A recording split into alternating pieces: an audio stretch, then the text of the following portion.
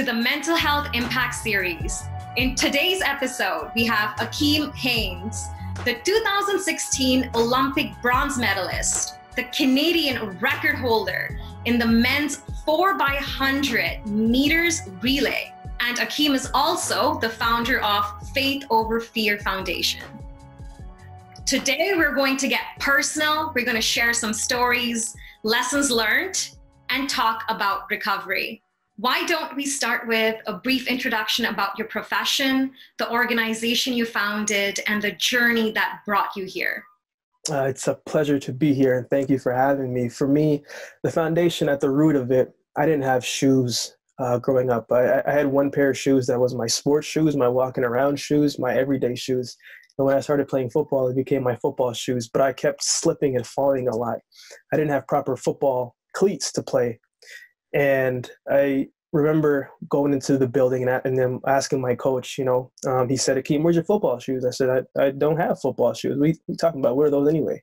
I couldn't afford them. But he provided me with some. So I remember I said, if I don't have the means for this, I know there's a bunch of other people who may not have the means for everyday things like shoes and shirts and stuff like that. So I said, when I get to a position and I'm able to do that, I want to create a foundation where I can give back to single parent households who want to give their kids the opportunity to just be kids. I never really got that, but I wanted to help provide that, which brings me to the profession that I am now. I ran track and field up until 2017, and I stepped away from it. I believe I was called to do something differently. I don't believe my calling was in sport. So I walked into my calling as a speaker. On paper, the term is motivational speaker, but I just love empowering, encouraging, spreading light. And that's why I do what I do, and I'm here right now. That's really well said. So I'm really curious, knowing all this work that you've done and your humble beginnings to where you are today, what does maintaining positive health mean to you? I think health in general, we talk about mental, it's for me, it's mind, body, spirit. It's not just the one. I think your mental could be extremely powerful and extremely strong, but you're going to neglect the physical. That's one part you're not taking care of. And then the spiritual side, whether you believe in Christ or whatever religion that you do believe in, you want to make sure that you have a solid foundation. So for me, I'm not one of those persons who has one without the other. I do my best to make sure that my base is covered in all three. So if the mental is strong, the physical is strong, and the spiritual is strong, that's a tough person to have negative days. I'm not saying it doesn't happen.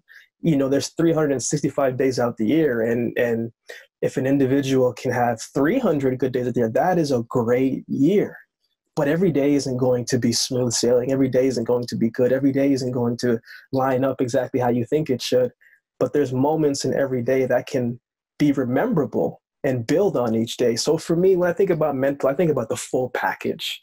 Because working out, it makes you feel better. That's a mental encouragement. When you read scripture, you read the words, you get a good source of words that you may need that day that you're like, I didn't think I'd get that anywhere else in the world. It's the Trinity. It's the Trinity for me. So when I look at mental health, I just think about, you got to have all of them, or do your best too, if that makes sense. I know sometimes it gets a little wordy. No, that's spot on right. And I appreciate that. Thank you for sharing. Akeem, why would you say that as of today, it's important for all of us to initiate conversations about mental health and promote positive mental health? Okay, so let me see if this analogy will work. So you play sports, I played sports. You play sport, you get an injury, you break your leg, you can physically see the cast. And you got to go to the cast, and you got to go to the rehab, and then to hopefully get your leg back to where it was and ultimately a little stronger. But if you get hurt, you break your leg, you can see the cast. There's a lot of people who are battling and they're bleeding, but you can't see the scars. They're hiding it. You can't see it. So there's a lot of people who are bleeding, but they're covering it up, and they're stuck in this notion of thinking that I'm the only one going through something. I'm the only one battling there's 7.6 billion people, and everybody is going through something similar.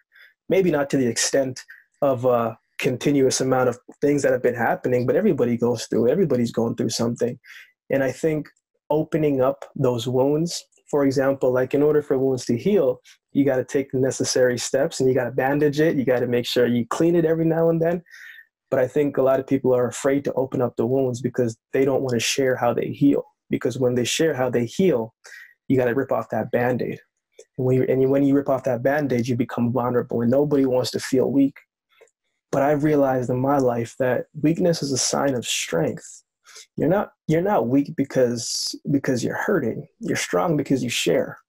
But the more you're able to share, the more you're able to be like, okay, this is how this individual got over it. Let me show him a different way because I have the same thing. So I really think we need to rip off that Band-Aids in certain environments, because at the end of the day, we are stronger together than we are alone. Coming from someone who has realized that 21 years I tried to battle things by myself and realized that I was not successful at it. That's really well said. I usually use an analogy to explain it about working out because, growing up, I was very involved in physical health activities and, organizing extracurriculars and heavily involved in things that I honestly don't even know how I participated in.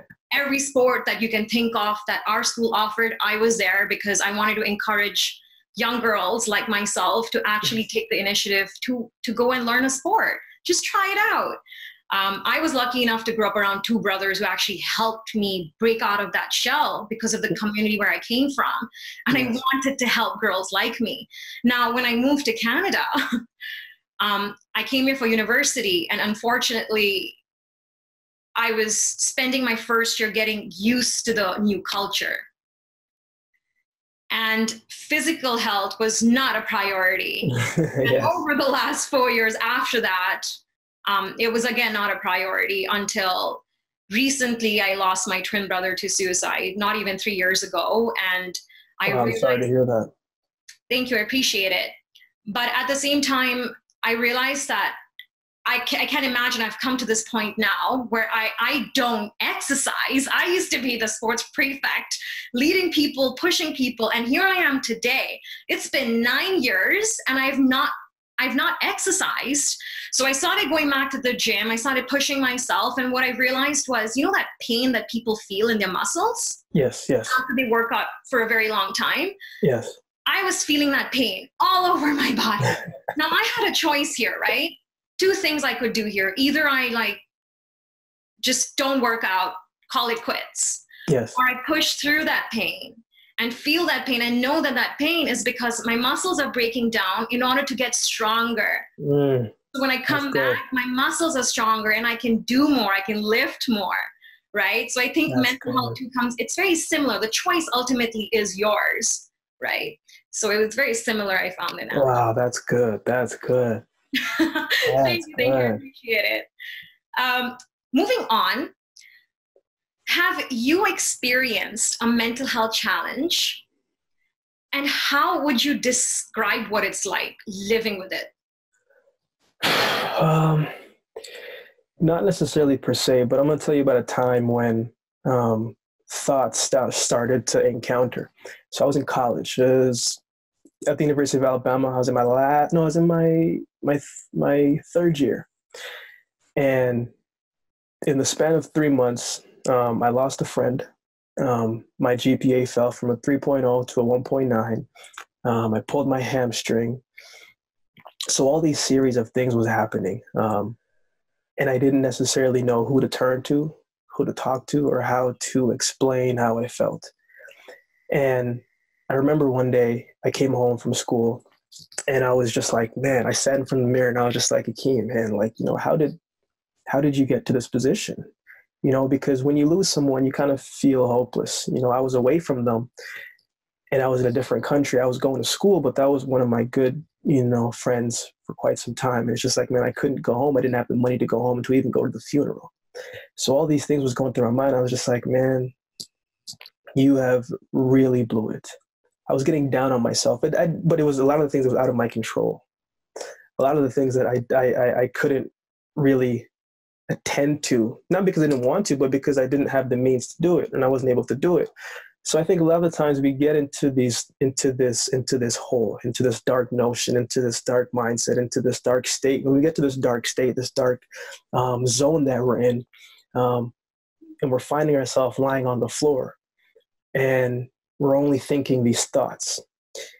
A lot of the times when we're thinking negative thoughts, our circumstance is negative, and we don't know where we're going to go, don't know how we're going to get out of it. There's another voice that is talking, but it's very, very, very, very quiet. We always have two voices in our head, but that other voice, that positive voice when the situation is negative, is very, very, very quiet. And only to hear it is to listen to the pain and to hear what's being said, but also be aware. At that point, I realized, Akeem, you can't fall off the floor. You can't fall off the floor. So for me, what helped me get back up and to even graduate, I graduated 3.5 years. I was supposed to graduate in 4, but I graduated half a semester early. And I say this all the time when someone's battling depression and battling anxiety, battling something that is oftentimes out of our control to some extent. Think of one thing that you're grateful for today. Just one thing. And in the midst of that one thing, think about one more positive thing that you like about yourself. Just one. And sometimes it takes a little bit, because when you're in a dark situation, it's very hard to think positive. You're not thinking about nothing good. But a lot of the times, at that time, I was like, okay, Akeem, I'm grateful because I have my life today. I like the fact that I'm good with words. These are the things that I was telling myself in front of the mirror. And that got me through the day. And I said, tomorrow, man, wouldn't it? I said, I think it would probably be helpful if I did that again tomorrow. And I did it again tomorrow. And I said, maybe I should continue doing this and see what happens.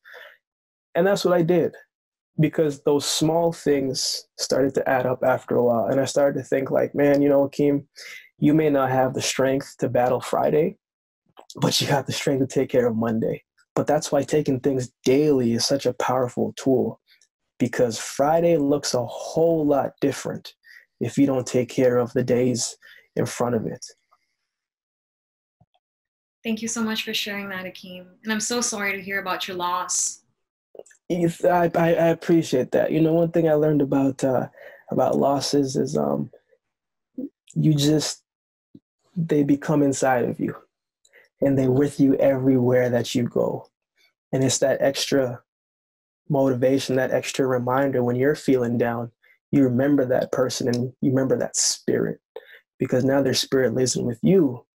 And you remember those memories, and you're just like, man, I can't stop now because they're in me. And you take that with you. And I smile, because the memories that you have with people is something that no one can take away from us. That's really beautiful. Thank you for sharing that. Thank you so much. Of course. According to you and your experiences, you mentioned one of the strategies that you used was speaking positively in front of a mirror, right? That's actually, the mirror exercise is world known to actually help improve self-esteem. But besides that, are there any other resources that you recommend, or you suggest any kind of self-help strategies to incorporate to overcome any challenges that people go through? I think one thing that I would do is, you take a jar. You take a jar and you write down an affirmation each day. I am special. I am gifted. I am strong. I have cool shoes. I have cool hair. Like whatever it is, and you put it in that jar, and you cover that jar up. And every single day that you feel you need something, you open up that jar and you read it and put it back. And the next day you feel like you open up that jar and you take out the note and you read it. Positivity is every day, because every day that you wake up, you're in a different mood. You feel different. You might be a little more tired, a little bit more annoyed. Something may not have been going well. Life happens 24/7, and it's always moving. It doesn't stop. So why would we stop putting positive things into our lives? And another thing too is having a good group of people around you. you hear it all the time. I remember hearing a lot of cliche statements when I was growing up, and I'd be like, that doesn't make any sense. But then as I got older, you realize those cliche statements are true. So you just want to make sure that you go and you get the encouragement from someone that you trust, but make sure you trust them. Like, don't just go sharing certain things with people who don't know that they care about you, the person, not you attached to the business, to the whatever, you, the person, because you, the person, is that they don't care about anything else. Because at the end of the day, they want you to be happy, not your business to be happy, not whatever it is that you're involved with. They want you to be happy. And that's a deeper friendship and relationship, because when an individual can think about you, they're thinking about your heart and they're protecting your heart. So daily affirmation jar, and just make sure that you know who's around for you, not just for what you can do for them, but who's around for you. And I think with those two things, an individual can go a far way. But you also just got to make sure that every day you wake up, you choose to pursue this journey of becoming happy, because happiness is a pursuit, not a destination. People always say, just wake up and be happy. It's not that easy. You have to choose to pursue happiness each day. And some days will be better than others. Some days will be harder than others, but it's still a choice. That's beautiful. Thank you so much for sharing that. I know I'm smiling away, but that's because I'm so in awe of what you're saying. I resonate with everything. I'd like to ask one last question about recovery, or rather, there's certain people, I can say even in my own social network, who are suffering as of today. And when I say that, I mean, waking up in the morning, getting out of bed, brushing their teeth, going and taking a shower is just, it's so hard. And yeah, they are fully aware that, today is today it's mine. It's all about me. I have to decide that today is going to be a great day, to set that intention. But sometimes it is hard to do that. So for those people who are suffering, what would you say to them? No, that's a great question. This is, I'll share this story because this is how I got through it. When I was 13, I was born in Jamaica, came to Canada for a better life, right? And around 13, I was coming home from school one day and came into the house, and I realized that there was a lot of bags on the entrance floor. And as I looked in the bags, there were bags of my clothes and my mom's clothes, and I realized that my mom is coming down with more clothes. So at 13, my mom and I were walking to a bus stop with our clothes in hands. We didn't have a place to stay. We were homeless. And I remember going to the bus stop, and I remember asking my mom, I was like, Mom, where are we going? And she couldn't look me in the eyes because she didn't have those answers. The moments when you're at a low and you wake up and you don't feel like getting up and you don't see a reason why to get up and you don't see the point of getting up. I believe at that age, because that was a really low point. I've had a lot of low points in my life. But at that moment, I said, if I am still here today with life in my body, there is a purpose and a reason as to why I'm here. It's just not being unfolded yet. You never know when the breakthrough is going to happen. You never know when things are going to go your way. You never know when things are starting to go to connect and start to make the answers apparent. You never know when, but you should know why. Know why. Remember that why. Why you want to be the first in your family to graduate college. Why you want to change a generational cycle that's been happening. The reason behind it. So for me at that time, I was also stubborn enough to believe that at some point it would turn around for me. At some point. But if I stop and if I quit now, some point gets delayed. And I didn't want the delay. But I just kept believing, and I kept believing, and I kept believing, and I kept believing, and I kept believing with action. Because even when you don't feel like getting up, and if you do find the energy to get up, trust me, you're stronger than you think, because that's a battle that you just won. Because when you think you didn't want to get up and you got up, that's a small win. You got to count that because they add up. So I hope that answers your question. I kind of went on a little tired, but it's those mental small things. Because even though an individual may not feel like getting up, the fact that you got up and your feet touched the ground, you made a choice that you are going to continue moving forward. And it may seem small, but that's a shift. And I realized that the days that you don't feel like being positive are probably the days when being positive makes the biggest difference. That's amazing, Akeem. You were born to be a legend, I must say. Oh, you are way too sweet, way too kind. Thank you so much. No, I mean it. This is just the beginning, and I can't even imagine what the future holds for you. I mean, the future is here. You're already doing really well, and this is just the beginning to everything that's about to come. You are so kind. I received those words. I received those, and they're greatly appreciated. Thank you so much for that. Of course. On that note, and a very good note, we thank you, Akeem, for your time to help empower more people to take the first step to recovery. Thank you so much from the bottom of my heart from Reach Out Together. Really appreciate it, Akeem. Thank you so much. Oh, it's my pleasure. Thank you again.